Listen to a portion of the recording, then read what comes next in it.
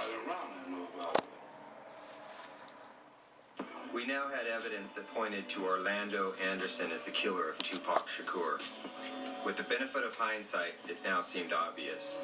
If, prior to our interviews with Keefe D in late 2008, I'd been asked to put together a list of the most likely suspects, he'd have been at the top of the list. Knowing that didn't make us great detectives, it was just common sense. I had a person I was talking to who told me that she was related to Orlando Anderson, and she told me that at family gathering, Orlando Anderson would brag about killing Tupac. Orlando was so committed to boasting about the shooting of Tupac that even his uncle Keefe D had to scold him and tell him to keep his mouth shut and quit talking about it. But instead, Orlando Anderson goes on CNN with his attorney. I mean, I've been thinking, maybe I'm like scapegoat or something. I just want to let everybody know, what I'm saying, I didn't do it.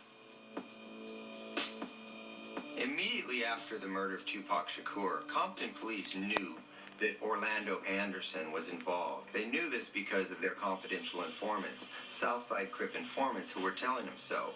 In fact, they conducted search warrants and even arrested Orlando Anderson. Unfortunately, though, for Las Vegas police, there wasn't enough evidence for prosecution.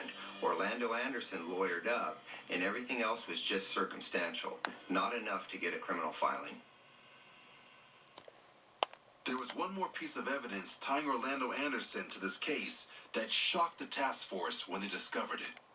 Going back to the murder of Suge's friend and bodyguard, Jake Robles, at the nightclub in Atlanta, the incident that took the feud between Death Row and Bad Boy to the next level, they found an interview that Russell Poole had conducted with the nightclub security guard, who was an off-duty Atlanta police officer named Deputy Howard. In this interview from 1997, they showed Howard the MGM Grand security video of Orlando Anderson and a photo of Keefe's friend, Corey Edwards. Deputy Howard was absolutely positive that both Orlando Anderson and Corey Edwards were at the club and that they were among the suspects in the Robles shooting. Deputy Howard also stated that the altercation that took place inside of the club was between Robles and Suge and a guy in a powder blue jacket. At one point, Suge told the guy in the blue jacket, "I know your family. I know your mama. I know your family."